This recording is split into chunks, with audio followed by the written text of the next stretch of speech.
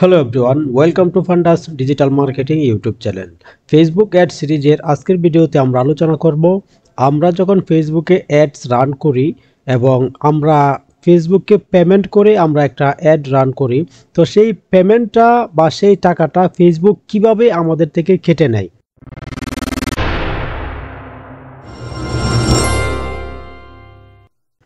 তো আজকের ভিডিও টপিকটা আপনারা দেখতে পাচ্ছেন, how we pay on Facebook.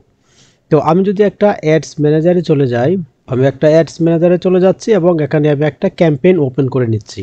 তো ক্যাম্পেইন ওপেন করার পর আমি যদি অ্যাড সেট লেভেলে চলে আসি, আমি এখান থেকে অ্যাড সেট লেভেলে চলে আসছি এবং এখানে আসার পর আমি একটু নিচে চলে আসব এবং শো মোর অপশনে ক্লিক করে দিব। শো মোর অপশন থেকে আমরা এখানে অপশনটা দেখতে পাচ্ছি ওয়েন ইউ গেট চার্জড। তো আমরা যে একটা অ্যাডস আমরা তৈরি করব, সেই অ্যাডসের জন্য অবশ্যই আমাদেরকে টাকা পে করতে হবে। তো এখানে আমাদেরকে এই অপশনটা তারা দেখাচ্ছে ওয়েন ইউ গেট চার্জড, আমরা কখন চার্জ হব বা আমাদের থেকে কখন টাকাটা কেটে নেবে। তো এই অপশনটায় যদি আমি এখানে যদি ক্লিক করি এডিট অপশনটায়, তাহলে এখানে আমরা আলাদা আলাদা অপশন দেখতে পাবো। এখানে আমি যেই একটা অপশন দেখতে পাচ্ছি ইমপ্রেশন, এবং আমি যদি ড্রপ ডাউনে ক্লিক করি এখানে ইমপ্রেশন এবং লিঙ্ক ক্লিক অথবা সিপিসি একটা অপশন দেখতে পাচ্ছি। তো এই অপশনটা নতুন অ্যাডস ম্যানেজার যখন কেউ ওপেন করে, তো একদম নতুন একটা অ্যাডস ম্যানেজার ওপেন করার পর যখন আমরা অ্যাডস রান করতে আসি, তো সেক্ষেত্রে কখনো হতে পারে এরকম যে এই যে লিঙ্ক ক্লিক অথবা সিপিসি যেই লেখাটা সেটা ব্ল্যাঙ্ক অবস্থায় দেখাবে, অথবা আমরা যদি অন্য কোনো একটা অবজেক্টিভ নিয়ে অ্যাডস রান করি। আমরা এখানে দেখতে পাচ্ছি আমি একটা ট্রাফিক ক্যাম্পেইন নিয়ে অ্যাডস রান করার জন্য আসলাম। তো এখানে যদি আমি ভিডিও বা অন্যান্য বিষয় নিয়ে করি, তাহলে কিন্তু যদি ভিডিওর কথা বলি তাহলে এখানে ইমপ্রেশন বা এর নিচে লেখা থাকবে থ্রু প্লে, এরকম একটা অপশন থাকতে পারে। আর বেসিক্যালি এরকম একটা অপশন থাকবে, সেটা হচ্ছে ইমপ্রেশন এবং লিঙ্ক ক্লিক। তো এখানে তারা বলতেছে আমরা কখন চার্জড হব বা আমাদের থেকে কখন টাকাটা কেটে নেবে। তো এই অপশনটা যদি দেখি, তাহলে এই দুইটা অপশন দেখার পর সবারই ভিতরে একটা কথা জাগার কথা যে লিঙ্ক ক্লিক, আমরা যখন একটা অ্যাড রান করব, আমরা যদি ট্রাফিকের জন্য একটা অ্যাড রান করি, সেক্ষেত্রে আমাদের লিঙ্কে ক্লিক করার পর যখন আমাদের ওয়েবসাইটে ট্রাফিক চলে আসবে, তখন আমরা ফেসবুককে টাকা পে করব। তো এটাই তো খুব ভালো কথা। তো বেসিক্যালি সবাই এটাই বলার কথা যে লিঙ্ক ক্লিক হলেই আমরা টাকা ফেসবুককে পে করব, এটাই ভালো অপশন, আমরা এটাতেই মুভ করব। কিন্তু ফেসবুক কি সেটা এভাবে মেনে নেয়, বা ফেসবুক কি আমাদেরকে অপটিমাইজ করার জন্য এই অপশনটা কি তারা এভাবে রাখে কি না।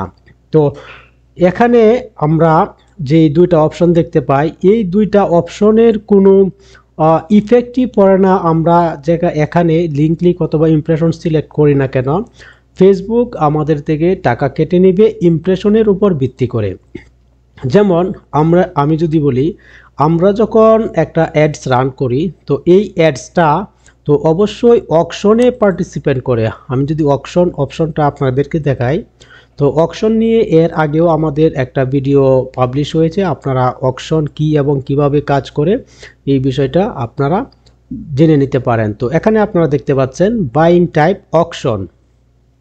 তো আমরা যখন একটা অ্যাড রান করব, তো সেক্ষেত্রে আমাদের একটা অকশনে পার্টিসিপেট করবে, এবং অকশনে পার্টিসিপেট করার পর আমরা যে একটা বিডিং আমরা সিলেক্ট করে দিব, সেই বিডিংয়ের উপর নির্ভর করে কিন্তু আমাদের অ্যাডসটা যদি একটা অকশনে জিতে যায়, একটা নিলামে যদি আমাদের অ্যাডসটা জিতে যায়, তাহলে কিন্তু একটা স্পেস পেয়ে যাবে আমাদের অ্যাডসটা শো করার জন্য।